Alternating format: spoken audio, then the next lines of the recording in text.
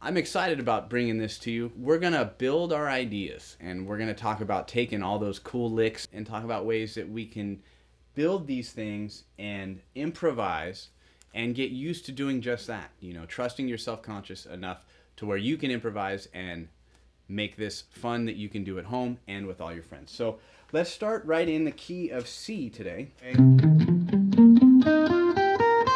And or position to play in. Let's start with bending some strings, and we're going to start really slow with what I have often called our whoop-dee, and we're going to call this example number 1 for building our ideas.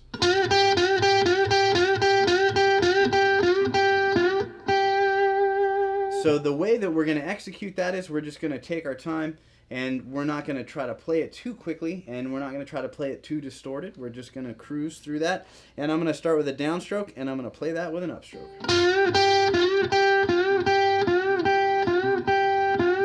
This first one here, we're going to add to that, right? We're going to try our second example. We're going to lay our first finger flat, and I'm going to hit the high E string, and I'm going to fret my C note in addition to that.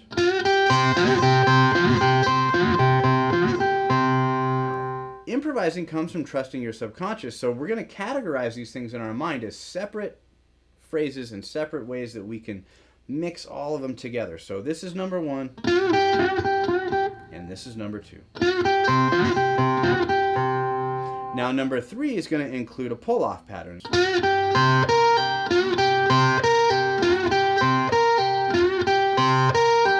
Now this leads me to our first real lick that I feel is going to be a catalyst to helping us improvise and get to other parts of the guitar. And number 3 works good in any kind of fashion. We could play it very quickly, we could play it slowly, but right now we're just trying to play it smoothly, and that's all that matters. And there's a lot of technique that's involved in that. So let's talk about how maybe I can mix these up. I'm going to go number 2 into number 3 into number 1. Number 3, number 1. And now I'm starting to mix these things together off of this. I'm going to call that, for all intensive purposes, a nice riff or lead bit that I can change every time I finish it. That's another way to look at this. I'm going to say, okay, well now when I do this, how am I going to resolve it, right? How am I going to end? Because maybe this note isn't what you're searching for. Within these core notes that I'm talking about, I have different ways that I can bookend or finish out my phrase that sounds just like this. So, separate from that, we're going to talk about these notes, and here is option number 1. I'm going to go just like this. And the technique behind that is very clear. I'm bending up to my G note. I stop the note, I fret my F, I go down to my E flat, and I hit my C. Now, listen to how cool that sounds when we add it to what we called number 3. Now we're building these ideas, these things that were separated in our mind, and when we sat and practiced them along to a jam track, now we're molding them together. And again, we have this.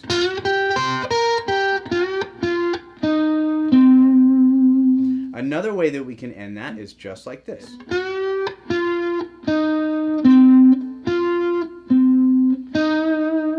That's going to be my ender phrase. Now when I put that in conjunction with what we called lick number 3, we have another phrase, and this is a good resolving note. Number 1 into number 2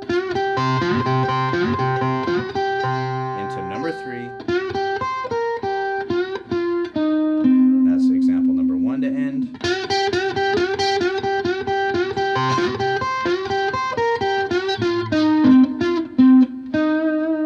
And that's example number 2 to end. Now, another way that we can end this, we're going to give you 3 really key ones to start with.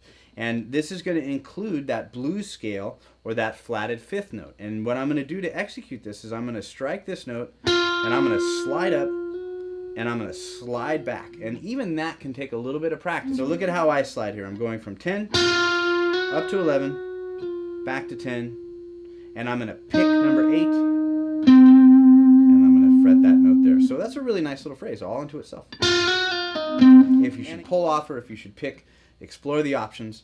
But right now we're looking at how we can end lick number 3 and build the idea and keep going with our phrases. And when we mix them all together here, now I'll just go in no particular order.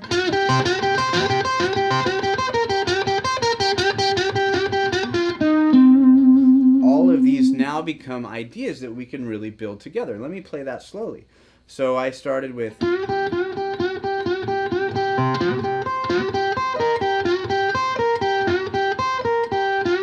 to 1. Now, what if I go, there is no particular order to these, so I can mix them up in any kind of fashion. I used to do is I would take this approach and then I would take my favorite licks and I'd write them down on a piece of paper. I'd write down the number combos and I'd just mix them up over and over and over again against a jam track.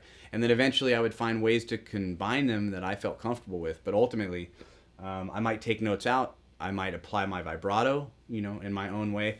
But at that point, I felt like I was getting more comfortable to improvise. And improvise is just trusting yourself to let loose and go through with what you've spent your time, really focused time, to practice. This lick right here, be it that it's so rooted in tradition and has so many good possibilities, is a nice lick that you can do and add things to at the end that'll really make you sound like a great blues player. And you can incorporate these other scales. And this is a core part of the scale where you can get good tone and try to work on your bends and the way that you hold out your notes. And from this, I can go to high strings as well. I could go anywhere. Right now, what I would say is you could take that and just that little bit of information and go to one of the jam tracks and try to work out those pieces before you try to continue to build more ideas. I'm going to play these examples over a jam track and give you some usage of it, and then we're going to go from there and talk about other licks that work exactly the same and do a lot of the same, and that way you'll build your visibility on the track.